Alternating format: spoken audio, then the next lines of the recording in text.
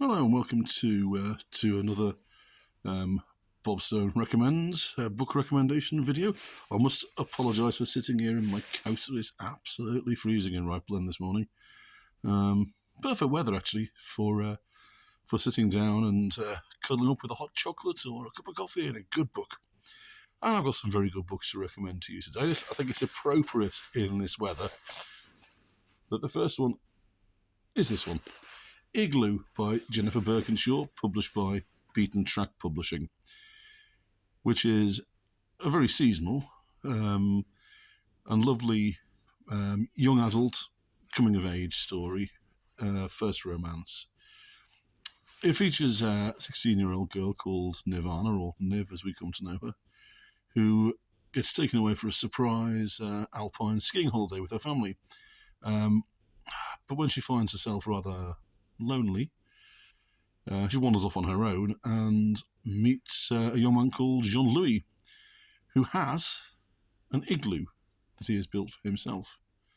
The book tells of Niv and Jean-Louis' developing friendship and what happens when the holiday's over and Niv has to go back to Lancashire. It's charmingly told. The main characters are beautifully drawn. It's a thoroughly recommended, lovely read. I'd give it a go. So that's Igloo by Jennifer Birkinshaw. Now next is not quite so seasonal, although we all love a good ghost story at Christmas.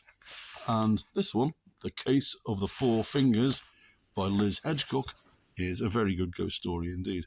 I tore through this novella yesterday in a day. It has a wonderful concept. Steph is a police officer, police constable with Merseyside Police, actually. She gets sent to look after a police station with a bridewell. Now, bridewells are those are the police stations that have holding cells, kind of drunk tanks. The place where you put the drunks when they've had too much and need to sober up before they get sent home. These days, those places are I think they're called Weatherspoons, I think. But anyway, these they're a dying breed. This one is on its way out. It's going to be redeveloped. Steph gets sent there to look after it until it does. And she finds out, actually, that she is not alone in the place.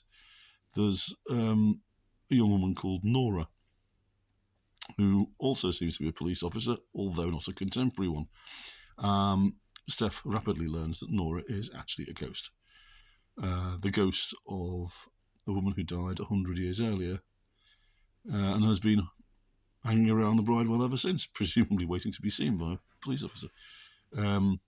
But she enlists Steph's help in looking into a 60-year-old mystery whereby a gentleman from one of the local shops came to the police station and presented them with a box with four fingers in it.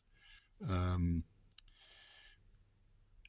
as Steph becomes embroiled with the mystery, starts to look into it, she also finds out that perhaps Nora is not all that she seems either. It's a very enjoyable book.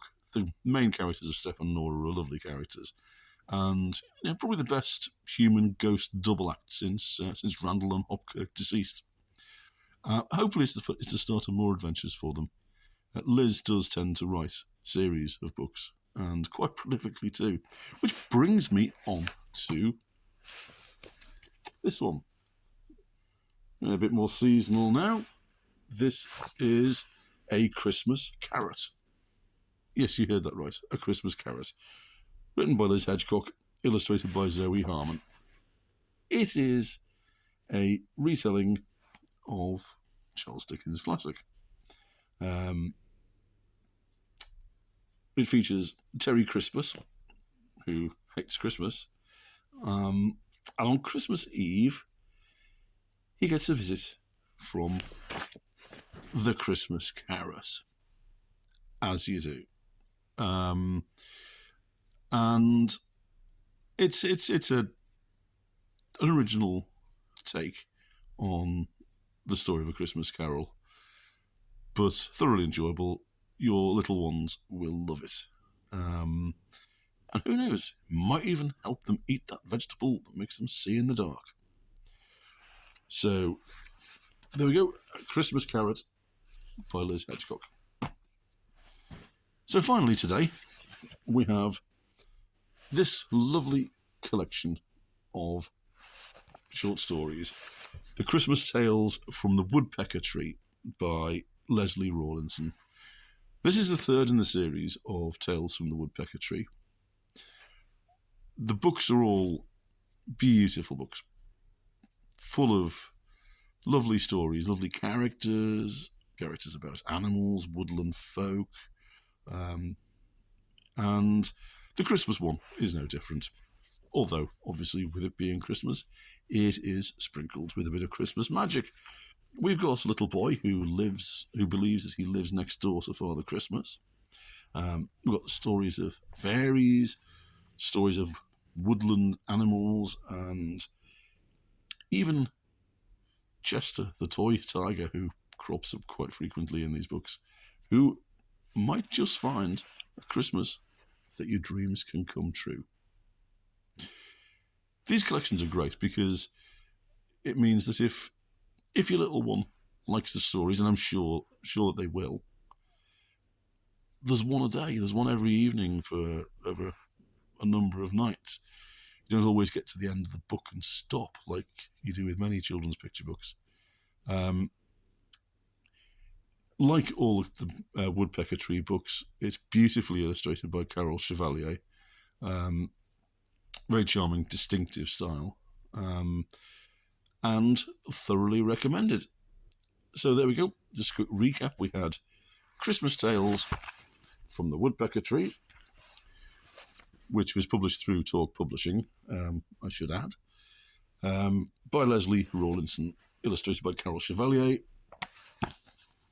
A Christmas Carrot, written by Liz Hedgecock, illustrated by Zoe Harmon.